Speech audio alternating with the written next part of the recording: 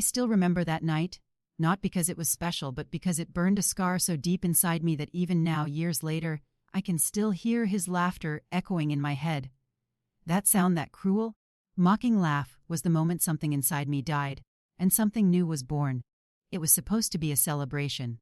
My husband, Daniel, had just secured a massive business deal, a merger that would double his company's value overnight. The house was filled with the kind of people I used to dream of being around: sharp suits, high heels, expensive perfume, and conversations laced with champagne and arrogance. And me. I was the wife who smiled too much and spoke too little. The one who poured drinks, arranged the flowers, and made sure the lighting was soft enough for ambience, but bright enough for photos. That was my job. Not because anyone told me to, but because somewhere along the way, I started believing that my worth was measured by how well I could make others comfortable. The night started beautifully. I wore a gold dress Daniel had chosen for me. Simple, but elegant, he said. I spent the entire day curling my hair, fixing my makeup, making sure I looked like the perfect reflection of his success. I wanted him to be proud of me. I wanted to belong in his world. But the truth is, his world was never built for me. It was built around me, to make me look small. The laughter began with something simple. A story. A harmless joke. One of his colleagues, a woman named Sabrina, young, tall, the kind of beauty that made rooms pause, was recounting how she accidentally sent a love meme to her boss instead of her boyfriend. The room laughed, glasses clinked, and for a moment, I laughed too. Then Daniel looked at me, his arm draped lazily around the back of my chair, and said loudly enough for everyone to hear, "Ha! That reminds me. Remember the time my wife tried to help with my presentation and used Comic Sans font for a multi-million-dollar pitch?" The room erupted. Every face turned toward me, grinning, laughing, and Daniel, my husband, the man I once believed would protect me from the world, joined them. He mimicked my voice. He told the story as if I were some clumsy child fumbling with crayons, instead of a woman who had spent hours trying to support him. Even Sabrina leaned into him, laughing, eyes glinting in the low light. I tried to smile. I tried to be a good sport. But my face betrayed me. That quick flicker of pain, that half second of humiliation, and he saw it. Instead of stopping, he doubled down.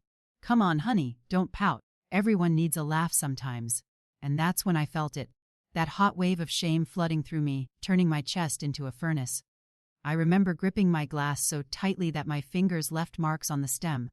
The laughter around me blurred into one long, sharp noise. And in that noise, I realized something devastating. He didn't see me as his equal. He didn't even see me as a partner. I was just a prop in his story. The woman who existed to smile, to look pretty, and to laugh at the right times. When the guests finally left, I stayed behind in the dim light of the living room. The scent of perfume still lingered in the air, expensive cold. I could hear Daniel upstairs laughing with a friend on the phone, replaying the same story. I sat there, motionless, and I asked myself a question I had never dared to ask before. When did I start disappearing? Because once upon a time, I was someone. Before Daniel, before the house, the parties, the Mrs. Ellis label, I had dreams. I wanted to open a design studio, small, cozy, where I could create spaces filled with warmth and meaning. I used to believe beauty could heal people. But somewhere in the glitter of his success, my voice had gotten quieter. My world had shrunk into his orbit. And I didn't even notice when I stopped being me. That night, I cried, not because he embarrassed me. I cried because I realized I had allowed it. The next morning, I woke up before dawn. The mirror reflected a woman I barely recognized, puffy eyes, smeared mascara, and a smile that had lost its purpose. Daniel was still asleep, snoring softly, his phone buzzing on the nightstand. I glanced at it, a message from Sabrina. "Just a casual last night, was fun." Something inside me twisted. Not jealousy exactly, but clarity. He had surrounded himself with people who fed his ego, and I had spent years feeding it too. I walked downstairs, brewed a cup of coffee, and opened my old laptop. It was slow, dusty, forgotten, just like the woman I used to be. But it worked, and that morning I typed 3 words into the search bar: how to start over. The next few months were a quiet revolution. I didn't announce it. I didn't cry about it anymore. I just started reclaiming. I reconnected with my old college friend, Mia, who ran a small interior firm. She offered me a part-time gig, nothing glamorous, but it was a start. I would sketch layouts, brainstorm ideas, and sometimes even go with her to meet clients. It felt good. Real. Mine. Daniel noticed, of course. "Why are you wasting your time with that?" he'd ask. "You don't need to work, sweetheart. Just focus on the house." Honest. didn't exist anymore. There was him, shining, loud, adored. And me, fading, silent, forgotten. So, I lied. I told him I just wanted a hobby, something to pass the time. He smirked, kissed my forehead, and said, "Good girl." And that's when I knew this wasn't a marriage. It was a script, and I was done playing my role. I started saving money secretly. Small amounts at first. Every freelance project, every bonus Mia slipped me for extra work. I tucked it away. I learned about investments, branding, and business models. I watched late-night videos on design entrepreneurship. I didn't even tell Maya how serious I was. Not yet. Because this wasn't just about leaving Daniel.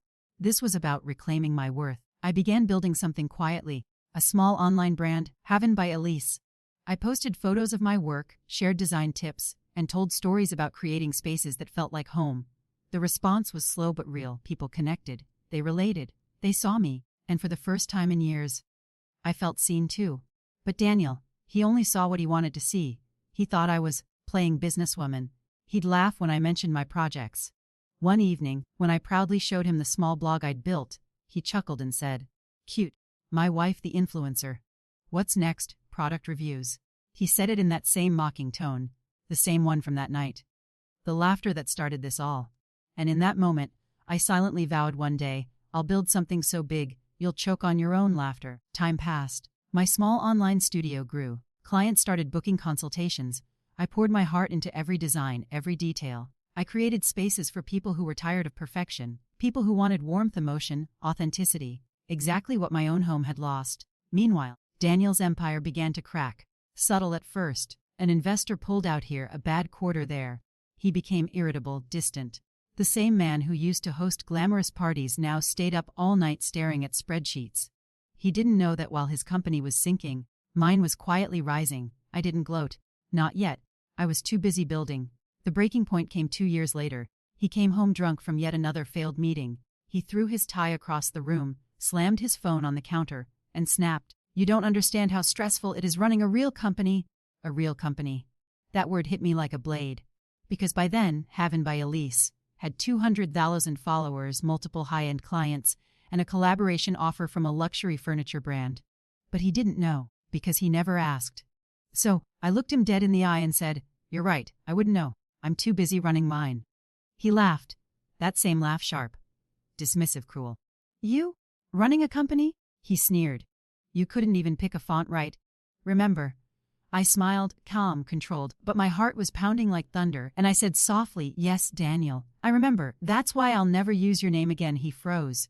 For the first time, the laughter stopped. That night I left. No dramatic goodbye. No tears. Just quiet strength. I took my laptop, my savings, my designs, and I walked out of that glass mansion he once called ours. Because I had finally learned nothing that makes you small is ever truly yours. I moved into a small apartment. One with peeling paint and creaky floors, but it was mine. Every inch of it, every choice. And I rebuilt, piece by piece. Years later, as I sit in my penthouse overlooking the city, my penthouse, paid for by my company, I still think of that laugh sometimes, not with pain, but with gratitude, because his laughter was my fire. It broke me open, and inside the cracks, I found the woman I was meant to be. So when people ask me how I did it, I tell them this: never waste your pain, use it, build with it, rise from it. Because sometimes, the cruelest laugh you'll ever hear is the sound that wakes you up. When I left Daniel, I didn't take much. Just a few boxes of clothes, my laptop, and the broken pieces of who I used to be. Everything else, the jewelry, the car, the house, it all felt tainted, like souvenirs from a life that wasn't mine anymore. I remember standing outside that mansion one last time, the night air heavy and still. The windows glowed like eyes watching me go, judging me for walking away from the comfort, the luxury, the name. But I didn't feel like I was losing something. I felt like I was finally breathing again. You don't realize how small you've become until you start taking up space again. My new apartment was nothing like the world I'd left. It was small, the walls were thin, and the neighbor's dog barked at midnight every night. But it was mine. I painted the walls myself, a soft cream color with a hint of gold, because even in simplicity, I wanted warmth. I didn't buy new furniture. I repurposed what I had, turning scraps into something beautiful. I guess that's what I was doing with my life too. Taking what was broken, rearranging it, and making it whole again. Haven by Elise became my sanctuary. Every morning I woke up before sunrise, made coffee in a chipped mug, and worked, sketching, writing, designing. I wasn't trying to prove anything to Daniel anymore. I was proving something to myself. And when you work with purpose, with quiet, relentless belief, the world notices. It started small. A client who loved her living room so much she posted it online. Then another one shared her kitchen remodel. Soon, inquiries started pouring in. They didn't care that I didn't have a big office or a famous brand name. They cared that I listened. That I created spaces that felt alive, personal, human. One day, a journalist reached out. She wanted to do a feature on Haven by Elise for a digital lifestyle magazine. She came to my apartment expecting to see some sleek workspace. Instead, she found me sitting cross-legged on the floor, surrounded by color palettes and coffee stains. "You built all this from here?" she asked. I smiled. "Every empire starts somewhere small." That article changed everything. Within weeks my inbox exploded with messages, collaboration offers, brand deals, investors. I could almost hear Daniel's voice in my head. That laugh. But this time, it only fueled me more. But success doesn't erase pain overnight. There were nights I'd still wake up in cold sweats, remembering the humiliation, the laughter, the loneliness. Healing isn't pretty. It's messy, it's loud, it's full of old ghosts whispering that you'll never make it. But every time I doubted myself, I'd look at the vision board above my desk. A photo of a tall glass building, a logo designed for Haven Interiors, and a note I'd written to myself. Don't stop until it hurts less to remember. And that kept me going. The first time Daniel heard about my company, it wasn't from me. It was from an investor, his investor. Apparently, during a pitch meeting, the man had mentioned this rising design firm run by a woman named Elise. Brilliant branding, massive engagement, luxury clientele. Daniel, being Daniel, laughed it off. Another influencer pretending to be a CEO, he'd said, half smiling. Until the investor replied, "She's not pretending, Daniel. She's outpacing half your competitors." That's how I imagine it went. The moment realization began to crack his arrogance. The moment he started remembering that laugh. The one he threw at me years ago. I didn't hear from him for months after that. And honestly, I didn't care. I was too busy living the life he thought I'd never have. Then came the invitation. A high-end corporate gala. One of those events where every major business leader in the city gathered to celebrate innovation and leadership. Haven by Elise had been nominated for Emerging Brand of the Year. When I first got the email, I froze. The same event Daniel's company had sponsored for years. The same room where he once laughed at me in front of everyone. My hands trembled as I read it. Part of me wanted to decline, to stay hidden, safe in my success. But the other part, the woman who had walked barefoot out of that mansion, she whispered, "Go, let them see you." So I did. The night of the gala I arrived alone. No husband, no date, no safety net. Just me, and the quiet confidence that came from surviving everything that was meant to break me. I wore a black satin gown, simple yet powerful. My hair tied back, my chin lifted. As I walked through the glass doors, I could feel the eyes turn. Whispers followed. Some curious, some shocked. And then I saw him. Daniel. Standing near the bar, holding a drink, laughing, the same way he always did. But there was something different now. His laughter sounded hollow, rehearsed. The sparkle in his eyes, gone. When he noticed me, the glass in his hand stilled. His expression froze, confusion crossing his face. "Elise," he said, half in disbelief. I smiled politely. "Hello, Daniel." He looked me up and down, that familiar flicker of arrogance returning. "Well, I'll be damned," he muttered. "You actually made it." "No," I replied softly, my voice steady. "I built it." The rest of the evening felt like a movie. The same people who once ignored me now wanted my attention. They asked for selfies, for business cards, for meetings. When the awards were announced, I didn't expect to win. But when they called my name, I froze for a heartbeat. Then applause filled the room. I walked to the stage, every step echoing like justice. As I accepted the award, I didn't thank my husband or my past. I thanked my pain, because it taught me everything they never could. And in the audience, Daniel sat silent, his eyes on me, his jaw clenched. For the first time, he wasn't laughing. After the event, he approached me. Outside, under the golden lights of the hotel entrance. "Elise," he said quietly, "can we talk?" I turned to him, the night wind catching the edge of my dress. He looked smaller somehow, not physically, but in presence. Like a man who suddenly realized what he'd thrown away. "I didn't know." He started. "I didn't think that I could do it." I finished for him. He nodded, his eyes dropping. There was a time I would have cried hearing that. But now I just felt calm. "You laughed at me, Daniel," I said. "Not because you thought it was funny, but because you couldn't imagine me being more than your shadow." He opened his mouth to speak, but I stopped him. "I don't need your apology," I said. "You gave me something far more valuable than your respect." He frowned. "And what's that?" "Motivation." That night, I went home to my new penthouse. The one with floor-to-ceiling windows overlooking the city skyline. I poured a glass of wine, stood by the window, and looked down at the lights below. I had bought it just a few weeks earlier. With my own money, my own success. No shared accounts, no favors, no man's name on the papers. Just mine. And in that quiet moment I realized something beautiful. Revenge wasn't shouting or proving someone wrong. Revenge was peace. The kind of peace that comes when you don't need to be seen by the one who hurt you. Because you finally see yourself. As the months passed, my company grew beyond anything I could have imagined. We opened offices in 3 cities, launched our own furniture line, and partnered with luxury brands I used to only dream about. I wasn't chasing validation anymore. I was building legacy, and one day I got a message. From Daniel. It was short. "I'm proud of you." I stared at it for a long moment, then smiled faintly and typed back, "Thank you." "I'm proud of me too." Then I deleted his number. People often ask me now, "Do you ever miss him?" And the truth is, no. I miss the woman I was before him.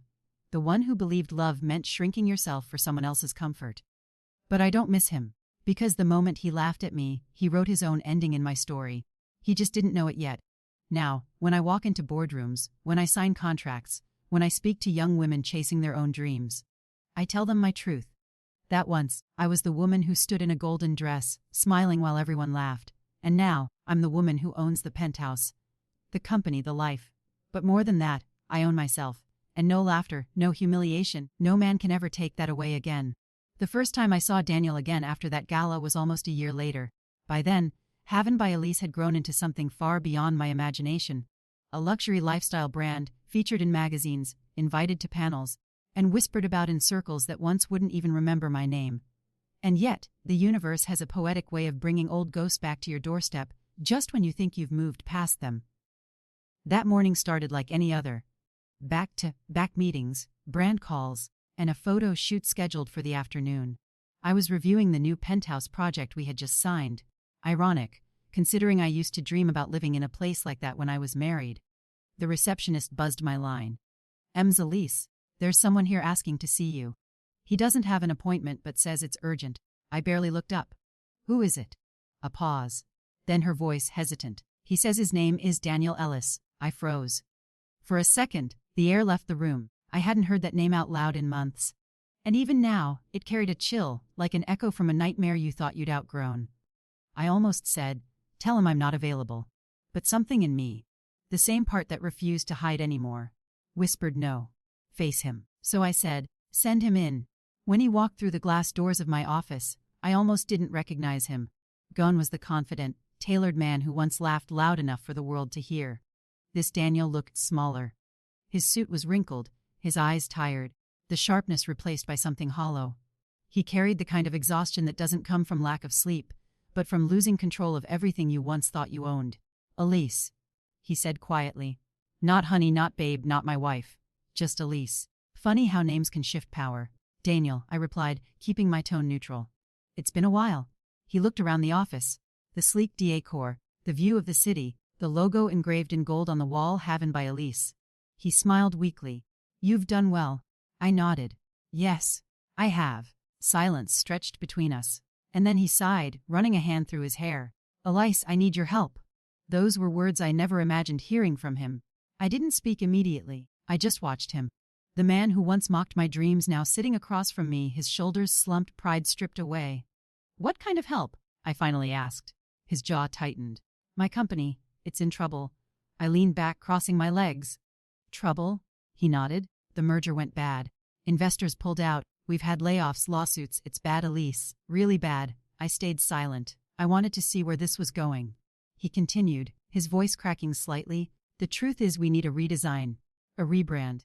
Something that makes people trust us again. And your firm, well, everyone talks about it. You've built something powerful." So that was it. He wasn't here for closure. He was here because he needed me. The same woman he once laughed at. The one he dismissed. The one he broke. Now, she was the only one who could save him. I looked at him carefully, letting the silence hang in the air. "Daniel," I said softly. Do you remember the last time we were in a room full of people together? He frowned, uncertain. The gala? No, I said. Before that. The night you laughed at me.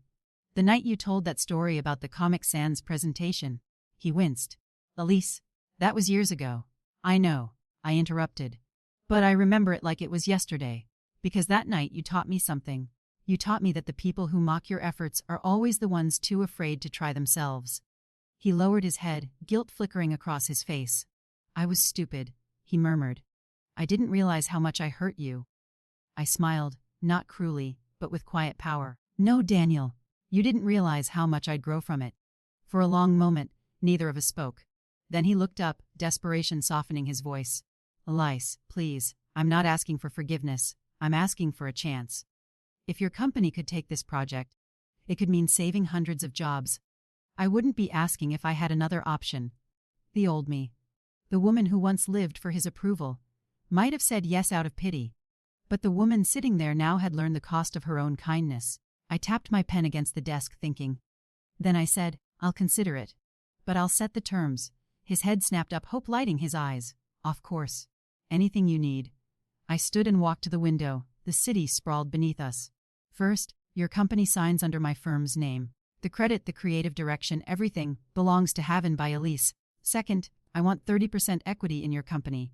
And third, I turned to face him. You'll publicly announce that this partnership exists because of me. His expression flickered with disbelief. Elise, that's a lot. I smiled faintly. So was the laughter. He didn't answer.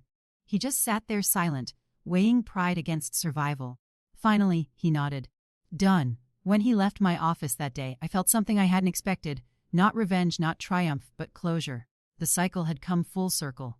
The man who once treated me like a joke was now signing contracts under my name. And yet, I didn't feel the rush of victory I thought I would. I felt calm. Because real power doesn't scream. It whispers. The following months were a whirlwind. My team took over Daniel's company's rebranding, new vision, new design, new energy. Ironically, I poured my heart into making it beautiful, not for him, but for the people working under him. People who didn't deserve to lose their jobs because of his arrogance. The media picked up the story quickly. Fallon CEO partners with ex-wife's firm in bold move to save company. It was poetic, almost cinematic. And every time I saw my name in the headlines next to his, I felt a quiet satisfaction. Not because I'd beaten him, but because I had risen above him. A few months later, Daniel requested a private meeting. When he walked into my penthouse this time, he looked different again, steadier, quieter. He sat across from me and said, the company's recovering. The rebrand worked. Investors are back. We're stable again. And I owe you for that. I nodded. You don't owe me anything, Daniel. You paid for my services, that's all. He smiled faintly. You know that's not what I mean. I didn't reply. He hesitated, then asked, are you happy? That question caught me off guard. I looked around. At the city lights reflecting off the glass walls, at the paintings I'd chosen, at the silence that felt peaceful, not empty. Yes, I said finally. I am. He nodded slowly. I'm glad. Then, almost hesitantly, do you ever think about us? I met his gaze. Sometimes. But not with regret, just gratitude. He frowned. Gratitude. Yes, I said softly. Because you were the storm that taught me how to build shelter. You were the reason I found myself. He exhaled, a long, heavy breath, then stood. Well, he said, forcing a small smile, I guess you won. I shook my head. No, Daniel, I didn't win. I just stopped losing. That was the last time I ever saw him. He eventually left the city, or maybe just faded into the background of other people's lives. But his name still appeared sometimes in articles. Quieter now, humbled. And me, I kept building. Because success isn't a finish line, it's a rhythm. You just keep creating, evolving, becoming. One evening, as I stood on my penthouse balcony, the city glittering beneath me, I thought about how far I'd come.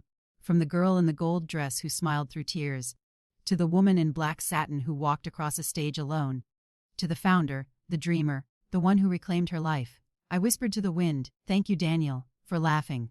Because that laugh became my revolution. And with that, I finally let go. Not in anger, but in peace. Because forgiveness isn't about the other person. It's about freeing yourself from the weight of who they were.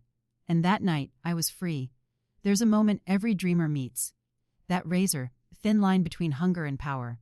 When I crossed that line, I didn't even notice. After Daniel's company stabilized under Heaven by Elise, the world began to whisper my name differently. No longer as the woman who rose after humiliation. Now it was Elise Hart, the woman who reshaped luxury. Magazines called me the new face of modern design. Investors wanted a seat at my table. Celebrities asked me to curate their homes. The same world that once ignored me now waited for my approval. I built my empire piece by piece, and I did it my way. Our headquarters moved into a high-rise downtown. Glass walls, minimalist interiors, the logo etched in marble. Every morning when I walked in, I'd see my reflection in those mirrored walls and whisper to myself, "You made this. No one gave it to you." Within a year, Heaven by Elise had branches in Paris, Dubai, and Singapore. I traveled constantly, shaking hands with millionaires, sipping champagne at skyline dinners, and signing contracts on yachts and in penthouses that once seemed unreachable. Every deal fed the same fire, the one that had started the night Daniel laughed at me. But now that fire burned with ambition, not anger. People thought I was unstoppable. They were right, and they were wrong. Power is addictive, not because of the money or the fame, but because of the silence that comes with it. When you reach the top, the noise fades. There's no one left to impress, no one left to chase, only you, and the echo of your own drive. I began to see the world differently. Every meeting became a chessboard. Every handshake a deal in disguise. I learned to read people's eyes the way they looked at me. Envy, fear, admiration, greed. I used to crave love. Now I craved strategy. It wasn't long before Heaven by Elise began attracting the attention of the global elite, the kind of people who played with billions like pocket change. One of them was a woman named Victoria Beaumont, the CEO of a European luxury conglomerate. She was everything I admired and feared, elegant, ruthless, and respected by everyone. When she reached out for a partnership, my heart raced. This was it, the next level. Our first meeting was in Paris at her office overlooking the Seine. She studied me with cool blue eyes and said, "You've built something rare, Elise. Beauty with emotion. But tell me, how far are you willing to go to keep it?" Her words stuck with me, because I realized I didn't have an answer. The partnership was a triumph. Within months, our brand launched a line of luxury interiors that sold out before production even began. Press releases called it the rebirth of modern design. Our profits tripled. My name became global. But with success came enemies. A rival firm, Maison Arel, started leaking stories to the press. They claimed Heaven by Elise was built on stolen concepts, on ghost designers, hidden behind my image. It wasn't true, but truth doesn't matter when power is the prize. The first time I saw the headlines, I felt that old sting again. Humiliation, disbelief, rage. It was Daniel all over again, but this time the laughter came from the entire industry. For 2 days I didn't sleep. I paced the penthouse, staring at the city lights, my mind spinning with fury. I had worked too hard, lost too much to be mocked again, so I called Victoria. "I want to crush them," I said. Her voice was calm, almost amused. "Good, then do it publicly." That week I announced a surprise showcase, a grand event in New York to unveil Heaven by Elise's next collection. I made sure every critic, investor, and competitor was invited, and I worked like a woman possessed. Every design, every detail, every word, perfection. The night of the event, the hall glowed in gold and white. A massive screen displayed my journey, from a small designer's apartment to a global empire. When the presentation ended, the room erupted in applause. The same outlets that once printed lies now begged for interviews. And me. I stood there, smiling gracefully. But inside, I felt something shift. It wasn't pride, it was power. Pure, electric, intoxicating power. After the event, Victoria raised her glass to me and said, "You've arrived, Elise. But remember, the higher you climb, the fewer people clap for you." I laughed softly. "Then I'll build my own applause." She smiled, approvingly. That's exactly what I wanted to hear. But beneath the surface, a new danger was growing, not from others, but from within me. The ambition that once freed me from Daniel's shadow was now consuming everything in its path. I stopped calling Maya as often. I missed dinners, birthdays, weekends. Every time I tried to rest, my mind whispered, "Someone's working harder than you right now." Even sleep became a luxury. I told myself it was worth it, that I was doing it for every woman who'd ever been laughed at, belittled, underestimated. But late at night, when the city went quiet, I sometimes caught my reflection in the window and didn't recognize the woman staring back. Her eyes were sharper, colder, and somewhere deep down I wondered, had I become what I once escaped? That question haunted me one night in Dubai. I had just signed a $20 million deal, our biggest yet. The press called me self-made legend. But when I returned to my hotel suite, Surrounded by gifts and flowers, I felt nothing. The silence was heavy. The city glittered outside, endless and indifferent. And in that silence, I remembered the girl I used to be. The one who designed from love, who wanted to make spaces that healed people. Now I built empires that intimidated them. The gold, the glass, the applause. It all sparkled like a cage. But I wasn't ready to slow down, not yet, because ambition, once it tastes victory, doesn't stop. It hungers for more. The following year, I became unstoppable. Forbes listed me among the top 50 most powerful women in business. They printed my picture beside names I used to whisper with awe. And suddenly, I was one of them. I should have felt proud. Instead, I felt haunted by the echo of that laughter from years ago. Daniel's laughter. The sound that had once broken me now pulsed behind every decision I made. It was as if I was still proving something to him, to the world, to that frightened girl who stood humiliated in a room full of people. Maybe that's the curse of ambition. It doesn't heal you, it hides your wounds behind gold. My calendar was filled with power meetings, red carpet events, and interviews. The penthouse had become a symbol of my dominance. Glass ceilings that I had shattered, now literally beneath my feet. But even from that height, the city looked fragile. People down below looked like ants chasing dreams they'd never catch.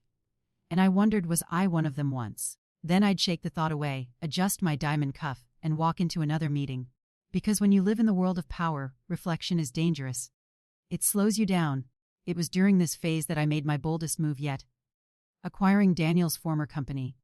Yes, the same company that he had built with arrogance and ego, the same place where he and his friends once laughed at me.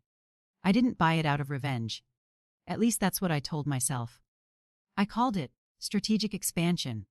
But when I walked into that boardroom as the new owner and saw the plaque with his name still on the wall, oh, the satisfaction was electric. The executives, once his loyal followers, stood up awkwardly as I entered. They all knew. And I smiled sweetly and said, "Let's begin." That day, I officially erased the last trace of his laughter, but power demands payment. As my empire expanded, my circle of trust shrank. Victoria warned me about it early on. People love your success until it overshadows theirs. Then they start sharpening knives. She was right. Suddenly, my CFO resigned mysteriously. Confidential plans leaked to competitors. Social media filled with fabricated scandals. Pictures taken out of context. Stories twisted into lies. I'd built my company on grace and truth, but the world was trying to tear it down with whispers. And in those moments of chaos I realized, the higher you rise, the more invisible the ground beneath you becomes. One wrong step, and you can fall forever. Then came the betrayal I didn't see coming, from Victoria herself. She had quietly signed a deal behind my back, one that redirected millions in investment funds meant for our joint project. When I confronted her, she didn't even flinch. "Elise," she said, sipping her espresso like nothing happened, "this is business. Don't take it personally. The moment you started winning faster than me, I had to protect my interests." Her calmness was the cruelest part, because in her eyes I saw a reflection of myself, ruthless, composed, unbreakable. That night, I sat alone in my penthouse, watching the city lights flicker. And for the first time in years, I cried, not from pain, but from recognition. I had become the kind of woman I once feared. But I didn't stay broken. I never do. I used her betrayal as fuel. If Victoria could play the game dirty, I'd play it better. Within 6 months, I launched an independent luxury tech line that merged interior design with AI automation, Havanks. It was revolutionary. Every wealthy client wanted it. The media called it digital empire built by emotion and precision. Victoria's company plummeted in stocks. Her empire trembled, and I didn't lift a finger to stop it. Poetic justice delivered through strategy. Yet even as the world applauded me again, I began to feel the weight of the crown. Success had isolated me. The more powerful I became, the fewer real faces surrounded me. My assistant, my driver, my PR team, all paid to smile. Everyone wanted something, and I found myself wondering, what did I want anymore? Once I had wanted respect. Then I wanted success. Now I had both, but they came with loneliness that echoed through every marble wall of my penthouse. One night I stood by the floor-to-ceiling window barefoot, holding a glass of wine. The skyline shimmered below, a galaxy of ambition and exhaustion. And then, a memory, that night when Daniel laughed, the burning in my chest, the tears I refused to let fall. It hit me then. He was just the spark. The fire had always been mine. All this time, I thought I was running from humiliation, from the woman I once was. But maybe I was running toward her, trying to prove she was never weak to begin with. The truth was, I didn't need to own penthouses or companies to prove I mattered. I had mattered all along, even when I had nothing but sketches and dreams. But destiny wasn't done with me yet. Just when I thought the past was behind me, Daniel came back, older, humbled, and desperate. He requested a meeting, at my office, in my building, under my logo. When I saw him walk in, I almost didn't recognize him. The arrogance was gone. His eyes, once sharp with confidence, were heavy with regret. "Elise," he said softly, "I don't know where to start." I leaned back, perfectly calm, the woman he once laughed at now commanding the empire that owned him. "You start," I said, "by remembering the sound of your own laughter, the one that built me." That moment wasn't revenge. It was revelation. I didn't want him to suffer. I wanted him to see. I had built an empire out of ashes, not to destroy him, but to remind the world that no humiliation is final, no mockery eternal, because the woman they laughed at now owned the skyline. The one they doubted now signed their paychecks. The one they pitied now defined luxury itself. That night, I went back to my penthouse, the symbol of everything I'd achieved, and finally, I laughed. Not out of spite, but out of peace. Because I had won something far greater than wealth or revenge. I had won myself. He showed up on a rainy Thursday. Funny how life loves its symbolism. Rain, renewal, washing away the past, right? But that day, it didn't feel like cleansing. It felt like a storm I'd already survived coming back to test my walls again. Daniel stood in the lobby of my company's headquarters, soaked from the downpour, clutching a briefcase that looked far too small for the weight he carried. Even through the glass doors, I could see the exhaustion on his face, lines etched where laughter used to live. And when our eyes met, the world slowed for a moment. Once upon a time I would have run to him. Now, I just watched him through the reflection of my own empire. My name glowing in silver letters above him. Haven by Elise. My empire, my name, my legacy. He looked up at it too, as if realizing for the first time that I had truly built something far beyond what he ever imagined. When my assistant asked if she should send him away, I said, no. Let him wait. Because once, he made me wait for his respect. Now he could wait for my attention. An hour later, I finally called him in. He entered my office slowly, eyes darting around. At the glass desk, the city view, the awards on the wall. I could almost hear the wheels in his mind turning. Is this really her? The same woman I once mocked? "Elise," he said finally, his voice small. "You look different." I smiled. "I am different." He laughed, nervously. "I don't know what to say." "Try the truth," I replied. He sighed, rubbing his temples. "My company's failing. Investors pulled out. I made mistakes, bad ones. I thought I had it all figured out, but I didn't." Then he looked up, his eyes soft, vulnerable. "You were right. About everything." For a second, I just stared at him. The man who once made me feel invisible was now asking to be seen. But I didn't feel triumph. I felt pity. Not for him. For the girl I used to be. The one who would have believed his apology was redemption. He asked for help. He wanted to collaborate, merge his company with mine. For survival, he said. I knew what that meant. He needed saving, and maybe a part of me wanted to save him, not out of love but closure. Because sometimes, helping the one who broke you is the final proof that they no longer have power over you. So I agreed, not as a wife, but as a CEO. The contract was clear. I would own 80% of his company, rebrand it, absorb his team. He would remain as a consultant for 1 year, no decision-making authority. He hesitated when reading it. 80%, he said. That's everything. I leaned back. No, Daniel, that's balance. He signed. And just like that, the man who once laughed at me became an employee under my empire. The first few weeks were surreal. Seeing him walk through the same halls where I ruled, where everyone respected, even feared me, was like watching a ghost stumble through the land of the living. He kept his distance, polite but quiet. Sometimes I'd catch him looking at me when he thought I wasn't watching. That same mixture of awe and regret. Once, I overheard him telling someone, "She was always this smart. I just didn't see it." Those words lingered, not because they mattered now, but because they came too late. One evening, after a long strategy meeting, he asked if we could talk privately. We went up to the terrace, the same one overlooking the skyline. The air was cool, the city buzzing below us like a million beating hearts. He turned to me, voice low. "Elise, I know I don't deserve forgiveness, but I need to say it. I'm sorry, for everything. For that night, for laughing, for making you feel small." He paused, his eyes glistening. "You didn't deserve it. You never did." I looked at him, and something inside me softened. Not for him, but for me. Because hearing it didn't heal me. It simply confirmed that I had already healed without it. "Daniel," I said quietly, "I don't hate you. I used to, but I learned something. Hate is still a kind of connection. You don't deserve that from me anymore. He looked stunned. So you really don't feel anything? I smiled gently. I feel gratitude. You taught me who I never want to be again. Weeks turned into months. Our collaboration succeeded beyond expectations. The merger breathed life into his failing company, and together we launched a new project, Legacy by Haven. Ironically, it became one of our biggest hits. But even as our professional bond strengthened, Daniel's personal walls began to crumble. He started showing up early, staying late, finding reasons to talk about old times. One night, he finally said what I knew was coming. I made the biggest mistake of my life letting you go. I didn't respond. He stepped closer, his voice trembling. I thought power made me strong, but it made me cruel, and by the time I realized it, you were already gone. He reached for my hand, and for a heartbeat, I let him. It was strange. His touch used to spark warmth. Now it felt foreign. I gently pulled my hand away. You lost me long before I left, I said softly, when you chose pride over respect. After that night, things changed.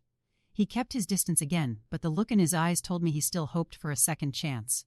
But my heart was no longer available, not to him, not to the past. Because I had built something sacred, peace, and peace is a luxury I would never trade again. The final day of his contract came quietly. He entered my office, handed me his resignation letter, and said, I'm leaving for good this time. Starting something small. Just me, a new beginning. He smiled faintly. You taught me what real strength looks like. For a moment, I saw the man I once loved. The one I thought could have walked beside me instead of ahead of me. And instead of bitterness, I wished him well. I hope you find peace, Daniel, I said, not in success, in yourself. He nodded, eyes glistening, then turned to leave. As he reached the door, he paused. Elise, he said softly, you really do own the world now. I smiled. No, Daniel, I just own myself. That evening, I stood by the window of my penthouse again. The same view, the same lights, but a different heart. The rain had stopped, leaving the city shimmering beneath the moonlight. I thought of the girl who once cried herself to sleep after being laughed at, who vowed to rise no matter what, and she had. But what mattered most wasn't the penthouse, the company, or the luxury. It was the quiet strength that now lived in her, in me. A strength born not from revenge, but from rebirth. I whispered to my reflection, you did it, and you didn't lose your soul. That night, as the lights flickered across the skyline, I realized something profound. If victory doesn't always roar. Sometimes it sighs, softly, content, at peace with its own story. And that was my victory. Success has a sound, a quiet hum of air, conditioning in glass towers, the rhythmic tap of heels across marble, the soft ding of incoming emails. For years that was the only music I knew. But lately, silence had begun to feel too heavy, like a song that had forgotten its melody. After Daniel left for good, my life returned to perfect order: board meetings, press events, red carpets, flights. Everything ran like a polished machine. And yet, I felt a strange emptiness I couldn't name. People think loneliness is loud. It isn't. It's the faint echo of your own heartbeat in a penthouse that has too many rooms and not enough laughter. I first met Adrian Cole at a charity auction in Venice. He wasn't the type of man who announced his presence. No designer arrogance, no forced charm. He moved with quiet confidence, wearing simplicity like a suit of armor. He approached me while I was examining a painting, a haunting piece of a woman standing on a cliff, her dress caught between wind and freedom. Beautiful, he said, standing beside me. It looks like she's about to fly. I glanced at him.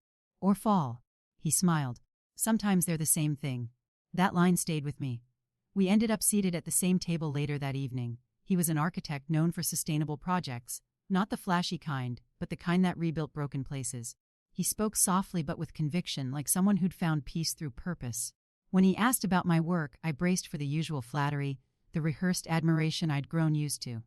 Instead, he said, you build beauty that tells stories. Most people just build walls. I didn't realize it then, but those words would become the first crack in my armor. Over the next few months, I kept running into him, at art galleries, design conferences, even at an airport lounge once. Each time, we talked about everything but business. He never asked about my empire, never mentioned my wealth. He asked about my favorite color when I was a child, about what kind of space made me feel safe. No one had asked me questions like that in years. It was disarming. One night, after a long event in New York, he offered to walk me to my car. Rain had just started to fall. Again, that familiar rain. Do you ever get tired? He asked, holding the umbrella over us. Off what? I said. Off being the woman who always wins? I stopped walking. No one had ever asked me that. I wanted to lie, to say never. But the truth slipped out like a sigh. Sometimes. He nodded. Then maybe it's time to let someone else hold the umbrella once in a while. It took me weeks to realize what was happening. For the first time in years, I wasn't strategizing every conversation. With Adrian, I could just be. He'd visit my studio, where I worked alone at night. He'd stand quietly, watching me sketch, then pour 2 cups of coffee without asking how I took mine. Somehow, he already knew. He'd tell me about his childhood home by the sea, how his mother painted doors blue because every doorway should lead to calm. I found myself listening, really listening, as if his stories could teach me to breathe again. One evening, he brought me to a construction site. His latest project. A community art center built entirely from reclaimed wood and glass. It's not much to look at yet, he said, smiling, but give it time. It's meant to grow with the people who use it. I walked through the unfinished hallways, touching the raw wood, inhaling the scent of dust and new beginnings. It's imperfect, I said. Exactly, he replied. That's the point. Real beauty needs space to change. His words echoed in my mind for days. Because for years I had chased perfection. Flawless designs, flawless power, flawless control. But perfection is a cage disguised as success. Maybe, for once, I wanted to be imperfect. Our connection deepened quietly. He never rushed me, never asked for more than I could give. He didn't need to rescue me. He respected the woman who had already rescued herself. One night, as we sat on the rooftop of my penthouse, the same view that once symbolized my victory, he said something that shattered me in the gentlest way. You've built walls so tall, Elise, that even the stars have to knock to get in. I looked at him, tears threatening. I built them to survive. I know, he said softly, but maybe it's time to live. The silence that followed wasn't uncomfortable. It was tender, like a door creaking open after years of being locked. The first time he kissed me, it wasn't cinematic or dramatic. It was slow, careful, like he was asking permission to enter a house long abandoned. And when I didn't pull away, I realized I wasn't afraid anymore.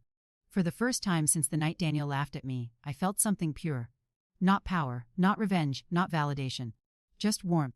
I remember whispering against his shoulder, I don't know how to do this anymore. He smiled. Then don't do it perfectly. Do it honestly. Weeks turned into months. I found myself designing differently, softer edges, warmer tones, spaces that breathed instead of impressed. Even my team noticed. You seem lighter, my assistant said one morning. I just smiled. Maybe I finally remembered what air feels like. Adrian and I traveled together, not for deals or meetings, but for joy. We explored small towns, ate street food, sat by oceans without talking about profit margins. I began to understand that strength isn't the absence of vulnerability. It's the courage to let someone see the cracks and stay anyway. One evening, back in Venice, the city where we met, we walked along the Grand Canal. He stopped, took my hand, and said, You know, the first time I saw you, I didn't see the legend everyone talked about. I saw someone lonely, standing in front of a painting, trying to convince herself she wasn't broken. And now, I asked, half smiling. Now I see the woman who built a bridge out of that brokenness, and learned to walk across it. I didn't reply. I just leaned my head on his shoulder as gondolas drifted by, and for once, I didn't think about tomorrow. That night, I wrote in my journal, something I hadn't done in years. I used to think victory meant standing alone on the tallest tower. But maybe real victory is finding someone who makes that tower feel like home. When we returned to New York, the penthouse felt different, warmer, alive. The same walls that once echoed my solitude now carried laughter, music, and the scent of fresh coffee. They were no longer monuments to survival. They were living spaces. And as I watched Adrian sketch by the window, sunlight pouring over him, I realized the truth I had been searching for all along. Power built me. Love completed me. Not because I needed saving, but because I had finally learned that even the strongest woman deserves softness too. Ambition is a jealous lover. It doesn't share, doesn't sleep, doesn't forgive. For years, it was the only companion I trusted. Its hunger matched my own.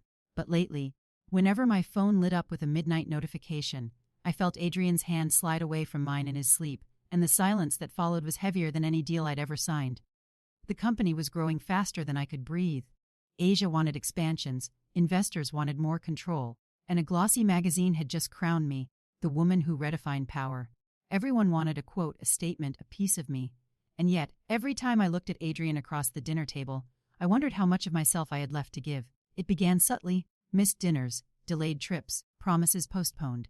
I'll make it up to you, I'd say, kissing his forehead before racing to the elevator. And every time he'd smile with that quiet patience that both comforted and killed me.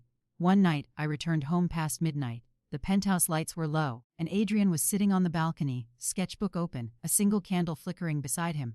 "You're late," he said softly, without accusation. "I know." I sighed, kicking off my heels. "The Singapore proposal." He closed the book. "It's always something, Elise." I froze. "You knew who I was when we met." "I did," he said. "But I didn't know how much of you the world would demand." His words stung because they were true. Success had become my oxygen. Intoxicating, necessary, blinding. "I can't slow down now," I whispered. "This is everything I've worked for." "I'm not asking you to stop," he said. "I'm asking you to stay human while you climb." The next morning, headlines screamed about my company's latest acquisition, a multi-billion-dollar merger that solidified my dominance in luxury real estate. It should have felt like victory. Instead, I felt a strange ache, the kind that no champagne toast could numb. My assistant, Claire, congratulated me. "You've done it again, Elise. You're unstoppable, unstoppable." The word used to thrill me, now it just sounded lonely. Weeks passed. Adrian and I spoke less, touched less. He was still there, kind, gentle, but I could sense him folding inward, retreating into quiet corners of his art. One night, I found him in the studio, staring at an unfinished painting. A woman standing at the top of a tower, her eyes turned toward a storm. "Who is she?" I asked. "You tell me," he replied without looking up. I stared at the canvas. The woman looked eerily like me, strong, poised, but surrounded by lightning. It felt like a prophecy I didn't want to read. My empire demanded another trip, this time to Tokyo for a summit. Adrian didn't argue when I told him, he just nodded, said he'd water the plants. But the silence between us stretched like glass. Transparent, fragile, waiting to shatter. At the airport lounge, I caught my reflection in the window-tailored suit, diamond watch, flawless posture. And behind that, faintly a memory of the woman who once stood in the rain, humiliated and small. That woman would have killed to be this one, but she also would have known what mattered. In Tokyo, everything blurred, meetings, contracts, interviews. I delivered a keynote speech that went viral within hours. "Power," I said to a room full of executives, "isn't something you inherit, it's something you survive." The crowd rose in applause, but as the lights hit my face I realized I couldn't see Adrian's eyes in that crowd, and the ovation felt strangely hollow. That night, I stood alone in a luxury suite overlooking the city. My phone buzzed, a message from him. "Adrian, the orchids bloomed today. You missed them." Just 5 words, yet they pierced deeper than any betrayal ever had. When I returned to New York, he was gone. No drama, no fight, no note. Just a single sketch left on my desk. It was the painting completed, the woman on the tower. But this time, the lightning had passed, and she stood in sunlight alone. At the bottom, he'd written, "You taught me that walls can fall. Now it's your turn to learn what wings are for." I sat there for hours, unable to cry, unable to move. He hadn't left out of anger. He'd left out of love, because he knew I wasn't ready to choose anything less than the crown. The following weeks were mechanical. Interviews, charity galas, photo shoots. Everyone kept praising my composure, my brilliance, my control. No one saw the emptiness bleeding through the edges. At night, I'd pour myself a drink, stand by the window, and imagine Adrian sketching somewhere under the same sky. I wanted to call to say come home, but pride is a powerful prison, and mine was built from gold. One evening, during a gala in Paris, a journalist asked, "What's the secret behind your unstoppable rise?" Without thinking, I replied, "Learning what to lose without falling apart." The room applauded, thinking it was just another clever line. But inside, I felt something shift, a crack, subtle but undeniable. Because for the first time, I wasn't sure I still wanted to rise if it meant rising alone. A month later, I received an invitation, grand opening, the Harbor Project, designed by Adrian Cole. It was in Greece. A seaside community rebuilt after a storm, using the sustainable architecture he'd always dreamed of. His name was everywhere, and mine wasn't. I went. Of course I did, not as Elise Laurent, CEO of Laurent Global, but as a woman who once learned to laugh again. When I saw him across the crowd, sunlight in his hair, surrounded by children painting walls blue, my heart stuttered. He looked at peace, free, fulfilled. For a brief second our eyes met. He smiled. Not the smile of someone waiting, but of someone who had forgiven. I walked up to him. "Your work is beautiful," I said. "So is yours?" he replied gently. "I still follow it." We stood there, silent, 2 people who had loved fiercely and let go gracefully. Then he said, "You found your empire. I found my palm. Maybe that's how it was always meant to be." I nodded. Maybe. But as I turned to leave, he added softly, "Just promise me you'll remember to breathe, even on the mountaintop." That night, I sat by the Aegean Sea, shoes in my hand, waves brushing my feet. For the first time in years, I didn't feel the urge to check my phone or plan my next conquest. I just listened. To the sea, to the wind, to myself. I realized that power had cost me many things: love, laughter, time. But it had also given me something invaluable: clarity. I finally understood that ambition isn't evil, it just needs boundaries. And love isn't weakness. It's the balance that keeps you human. When I returned home, I began restructuring everything. I appointed new directors, delegated authority, created a foundation to support women entrepreneurs who'd lost everything and wanted to start again. For once, I wasn't chasing headlines. I was building legacy, and every evening, I'd sit by the balcony, watching the city lights, whispering to the stars, "Thank you, Adrian, for reminding me that even crowns can rest." A year later, a magazine featured me again. This time with a different headline: Elise Laurent, the woman who learned that power can be gentle. I smiled at the photograph, me standing in the community center Adrian had built, surrounded by children laughing, paint on my hands. Not perfect, not polished, just real. And maybe that was the truest victory of all. For a long time, I thought ghosts belonged to the dead. But the older I grew, the more I understood they belonged to memory, and Daniel was mine. It began with an invitation. A sleek envelope, heavy paper, embossed logo, Lauren and Pierce 25-year anniversary gala. Pierce, his name, my former name. At first, I laughed. Of course he'd use our shared history to dress his company in nostalgia. A publicity stunt, nothing more. But curiosity is a strange poison. It seeps through even the strongest discipline. By midnight, the envelope lay open on my desk. By dawn, I'd said yes. The gala was held in the same hotel ballroom where he'd once laughed at me years ago, before the world knew my name. Walking through those glass doors felt like stepping into an echo. Same chandeliers, same scent of polished ambition. But this time the whispers followed him, not me. He saw me before I saw him. I recognized the hesitation in his step, the way pride faltered when it met consequence. Daniel Pierce had aged, not in a cruel way but in the quiet erosion that comes from regret. Elise. My name sounded fragile in his mouth. Daniel. I kept my voice steady, almost gentle. Congratulations. 25 years. He smiled faintly. It would have been 26 if you count the year you built half of it. I don't count ghosts, I said. A silence stretched between us. Thin, brittle, necessary. Late, as speeches droned and champagne blurred the room, he found me on the terrace overlooking the city. Do you ever miss it? He asked. What exactly? Use. The madness. The way we used to dream before it all turned into a war. I studied him. For years I'd imagined this moment as a battlefield. Now it felt like a confession booth. You didn't dream, Daniel, I said. You competed, even with me. He exhaled. You're right. I kept score when I should have kept faith. The honesty in his voice unsettled me. There was no manipulation in it, only exhaustion. He told me about the years after I left, the investors who'd abandoned him, the second marriage that crumbled, the silence that followed success too loud to sustain. I thought I'd laugh forever, he said. But the sound dies fast when no one's listening. For a long time I said nothing. Then I reached for my glass and whispered, You taught me to stand alone. Maybe that was your gift. He looked up. I came here tonight hoping you'd hate me less. I met his eyes. I don't hate you. I just outgrew the need to. A band started playing inside, soft jazz, deliberate nostalgia. He offered his hand, dance with me. One last time. I hesitated, then placed my hand in his. We moved slowly, strangers guided by muscle memory. His palm was warm, familiar, but my heartbeat was calm. Once, this closeness would have drowned me. Now, it simply existed. He leaned in, voice barely a breath. I used to believe power was having the last word. And now I think it's knowing when silence says enough. I smiled. That's growth. Daniel, too late? For us, yes, I said softly. For you, never. When the song ended, he stepped back, eyes bright with something almost like peace. I heard about your foundation, he said. You're building what we only talked about. I'm trying. He nodded. You always finish what you start. Then he pulled something from his pocket, a small silver cufflink engraved with my initials. I kept it. A reminder of the day you walked out. I thought I'd give it back when I deserved to. I took it, surprised by the weight. Metal, memory, closure. Thank you, he said, and meant it. Before leaving, he asked, Do you ever forgive yourself, Elise? For what came after? I frowned. For surviving. No, for hardening. For the way you had to. I looked toward the skyline.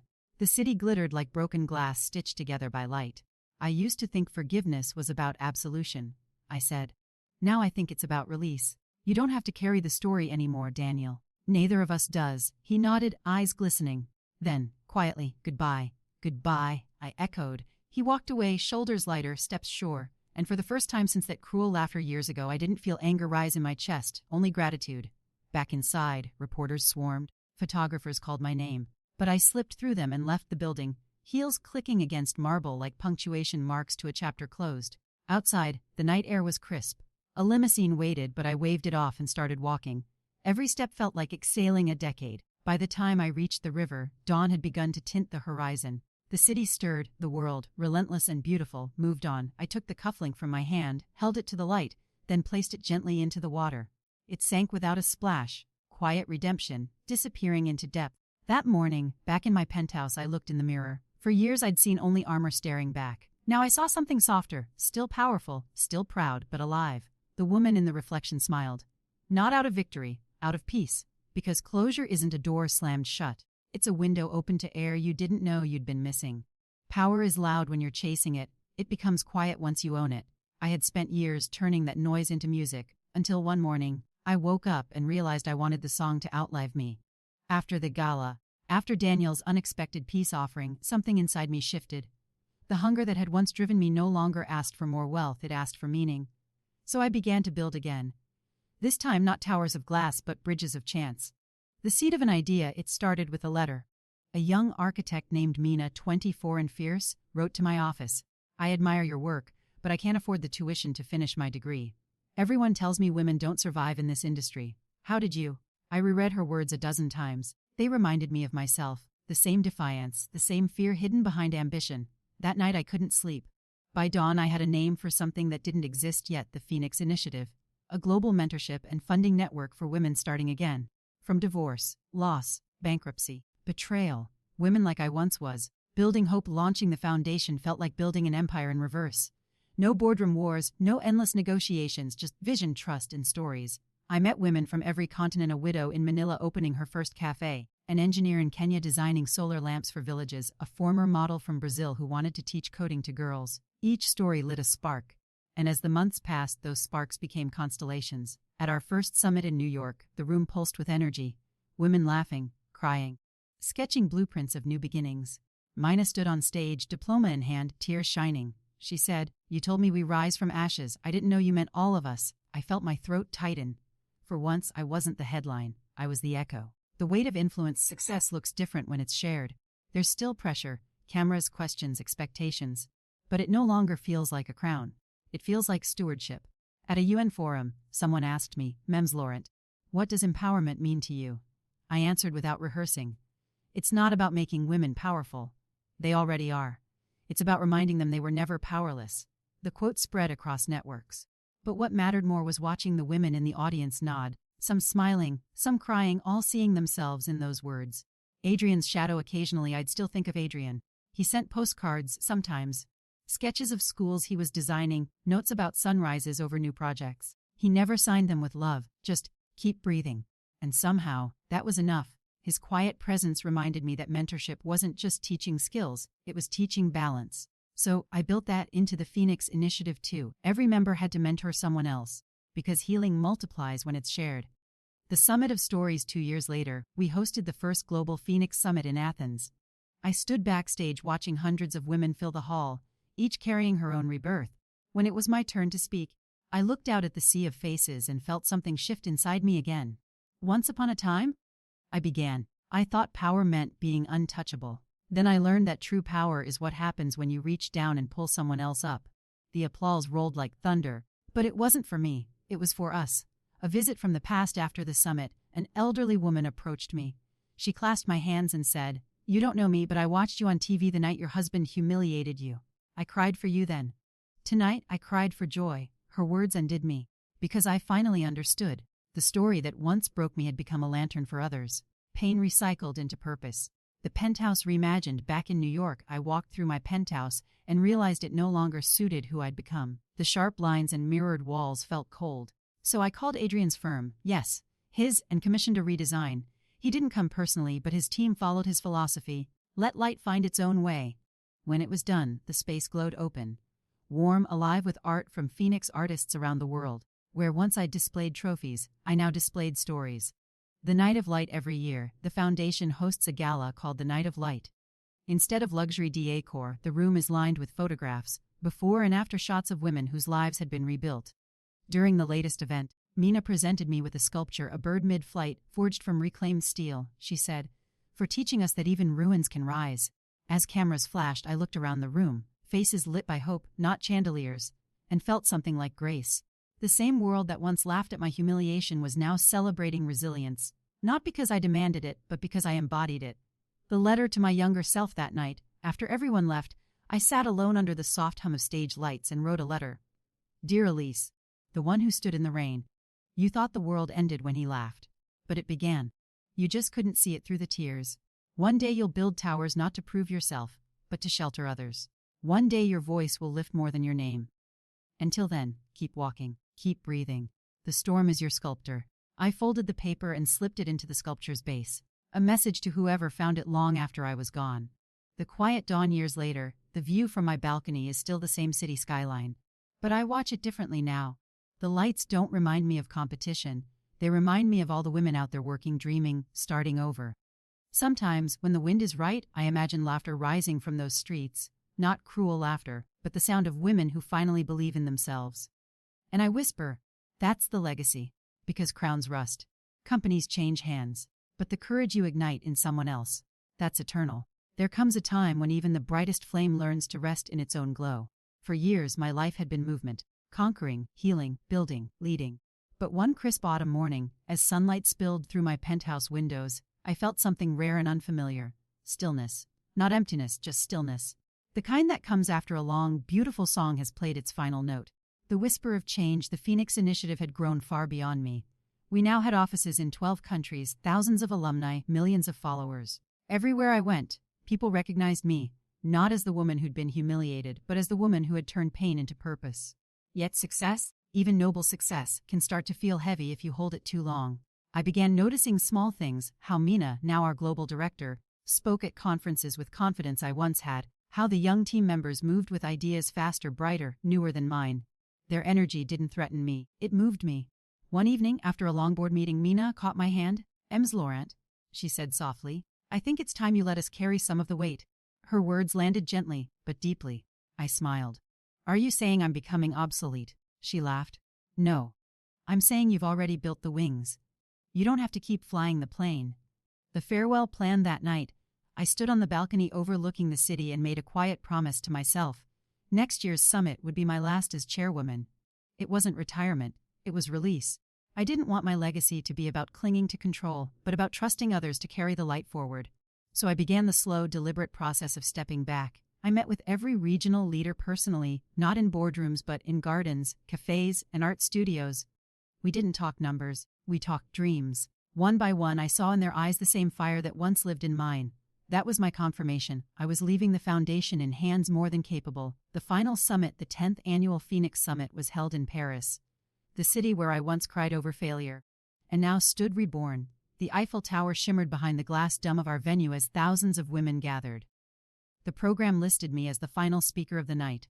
As I walked onto the stage, applause thundered through the hall. But this time, it didn't inflate me, it humbled me. I looked out at that sea of faces and said, 10 years ago, I stood in a crowd not unlike this one, except I was broken, humiliated, and angry. I thought the only way to heal was to win. But what I've learned is that healing doesn't come from victory, it comes from connection. The crowd was silent, listening. I built this foundation to help women rise, but you built it into something that flies on its own. So tonight I pass the torch. Not because I'm tired, but because you're ready. I gestured toward Mina, who was standing in the front row, tears streaming down her cheeks. She will lead the Phoenix Initiative into its next dawn.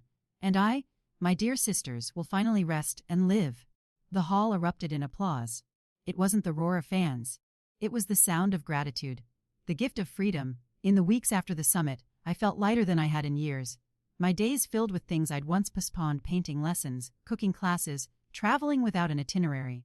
I visited the women whose lives had intersected with mine: Maria in Lisbon, Asha in Nairobi, May in Tokyo. Each of them had built empires of their own, ripples of the movement that started in my living room years ago. At night, I would journal, not about goals or strategies but moments. The taste of coffee in the Moroccan sun, the laughter of children in a village school we funded, the quiet joy of anonymity. I wasn't chasing legacy anymore. I was living it. A letter from Adrian one morning in Florence. A letter arrived. The handwriting was familiar, steady, architectural. Adrian? Elise, I watched your final speech online. It was magnificent. You taught me what grace looks like in motion. I hope you know the world is softer because you walked through it. Keep breathing. I I smiled, folded the letter, and tucked it into my travel journal.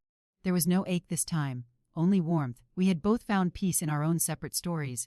The garden at dawn. When I finally returned to New York months later, I spent my mornings on the Penthouse balcony surrounded by plants and wind chimes. Where there was once sterile marble now grew lavender, jasmine, and small lemon trees. One morning, Mina visited. We sat with tea, watching the sun rise. "I used to think power meant being the loudest voice in the room," she said. "But you taught me it's about who listens the most." I smiled. "Then I've done my job." She hesitated. "Will you ever come back? To lead again?" I looked out at the skyline, at the city that once defined me. "I already am here," I said softly. "Just differently." The quiet legacy. Years later, I walked past a bookstore window and saw a display titled, "The Phoenix Effect: Stories of Women Who Rebuilt Their Lives." It wasn't about me. It was about them. Mina had compiled the book, filled with stories from every corner of the world. My name appeared only once in the dedication. For Elise Laurent, who taught us that light doesn't fade when shared. I stood there for a long time, tears gathering, not of sadness but of awe. That was the moment I understood true immortality. The last reflection. Sometimes at night, I still dream of that dinner party long ago, the laughter, the humiliation, the shattered heart. But in the dream's end, I always stand up, straighten my shoulders, and walk out the door. Not into darkness, but into dawn. If I could speak to that younger version of myself now, I'd tell her, "One day, the very thing that broke you will become your masterpiece." And it did. Epilogue: the new beginning. The Phoenix Initiative thrives. New leaders emerge, new stories unfold. And somewhere in another small apartment, a young woman is crying tonight, thinking her world just ended. She doesn't know that she's standing at the doorway of her becoming. One day she'll watch the sun rise from her own balcony, and she'll understand. Every ending is just the universe whispering, "Now it's your turn to rise." I never imagined peace would have a sound, but it does. It's the low hum of the city beneath my balcony, the slow rhythm of my breath in the mornings, the murmur of rain sliding down the glass when I read by the window. There was a time when silence frightened me. I filled every gap with ambition, every pause with purpose. Now the quiet feels like home. The world still moves around me. Projects begin, awards are given, speeches echo through rooms I once commanded. But I no longer need to be at the center. My name lives its own life out there, detached from my pulse. That used to terrify me, now it comforts me. It means I built something that can stand without my hand holding it upright. Most days I write. Not the kind of writing meant for publishing or applause, but small fragments. Memories, observations, the scent of jasmine, the way dusk turns the skyline into watercolor. Sometimes I address them to the women who once wrote to me for help. Other times I write to the girl I used to be, the one who mistook pain for proof of love and humiliation for an ending. I tell her we made it, that she was never foolish for dreaming, only human for trusting. Occasionally, visitors come. They still call me Ms. Laurent even when I ask them not to. The last time Mina came, she brought a young woman with her, a new mentee from the foundation. She was nervous, her hands clutching a small notebook, eyes wide like she was walking into a legend. I laughed and told her legends are just people who survived long enough to be misunderstood. She smiled, and for a fleeting moment I saw myself in her, the hunger, the fear, the spark. We talked for hours about architecture, but mostly about courage. When she left, she said, "You make me believe it's possible." That sentence stayed with me long after the door closed. I realized that was the only legacy that mattered. Not the buildings or the speeches or the wealth, but the possibility left in someone else's hands. Evenings are my favorite time now. I light a single candle, pour a glass of wine, and watch the city fade into its night jewelry. Sometimes I play an old record that Adrian once gave me, a soft jazz piece we both loved. I think of him, not with longing, but with gratitude. He was a lesson written in the language of time. We crossed paths to teach each other grace, not possession. It took me years to understand that loving someone can mean letting them go in peace, even if they never return. People often ask what happiness looks like after everything. The truth is, it doesn't look like anything dramatic. It's the quiet steadiness of knowing who you are when no one's watching. It's the taste of your first coffee of the day without urgency attached to it. It's the ability to say no without guilt, to rest without fear you'll fall behind. I sometimes walk through the city incognito, blending with the crowd. I pass construction sites and hear the clang of steel and glass, the same music that once fueled my empire. I smile at how the rhythm remains the same while my purpose has changed. I no longer want to build monuments, I want to plant gardens. The world doesn't need more towers to touch the sky. It needs roots deep enough to hold when the storms come. There is a tree growing on the terrace now, tall and silver, green. The gardener said it shouldn't thrive in this climate, yet it does. I suppose resilience runs in the soil we tend with love. Birds nest there sometimes, and when I watch them teach their fledglings to fly, I see the metaphor I once lived by. You build the nest strong, but you don't cage them. You let them fall, flutter, rise. Once in a while I receive invitations, galas, panels, television features.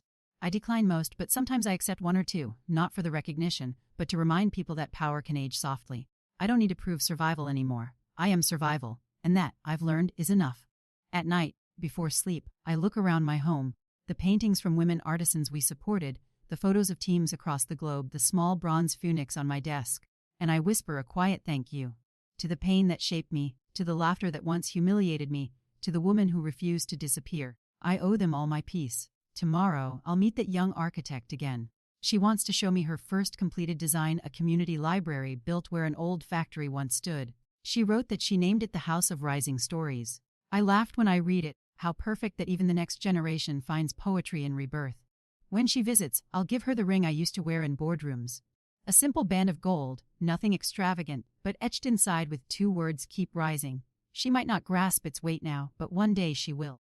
One day she'll be the one handing it to someone else, repeating the same quiet promise that once saved me. And when that happens, I hope she'll think of me, not as the woman in the headlines, not as the myth, but as the whisper that said, you can. That's how I want to remain. A soft echo carried forward by the women who come after, their laughter free, their confidence unshaken. I stand at the window now, watching the first light touch the city. Somewhere, a new day begins for someone who still believes she's broken. She doesn't know it yet, but she's already rising. And as the sun climbs, I smile and breathe. This is what peace feels like, not the end of the fire, but its gentle, endless warmth. The city always looked different at dawn, softer somehow, as if it forgave the chaos it had birthed the night before.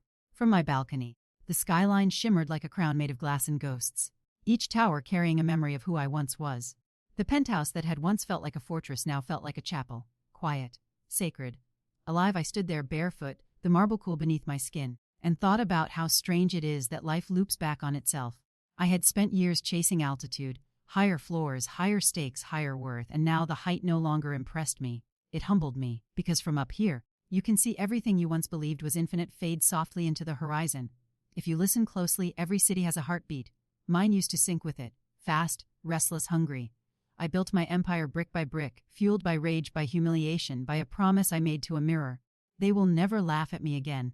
And they didn't. But victory, I learned, is a poor substitute for healing. It fills the silence, but it doesn't quiet the ache. It took me years to understand that my real triumph wasn't in owning this skyline. It was in reclaiming my reflection. There was a time when I believed power came from applause. But power is silent. It's the calm in your chest when you finally know who you are. It's the decision to forgive, not because they deserve it, but because you deserve peace. I remember that night, the laughter that cut me open, the humiliation that burned me alive. I thought that was the end of my story. I thought I had been reduced to nothing. But the truth is, nothing is the most powerful thing you can be given. Because from nothing, you can build anything. And I did. The company, the Penthouse, the foundation, they were all born from that nothing. But now I see them not as trophies but as chapters. And every chapter has to close, no matter how golden the pages. Sometimes I walk through the halls of the Phoenix Foundation, unannounced. No one recognizes me at first, and I like it that way. I see women laughing, planning, dreaming, women who were once broken and now burn brighter than I ever did. I don't need them to know I started it. I only need to see them fly. There's one in particular. Her name's Leela. She reminds me of myself, but lighter, freer. I caught her once staring at the photo wall, eyes wide, whispering, I want to be her. She was looking at a younger me. I almost told her who I was, but then I stopped. She didn't need the ghost of my name. She needed the fire of her own. I left a note on her desk instead. Just 3 words, keep rising always.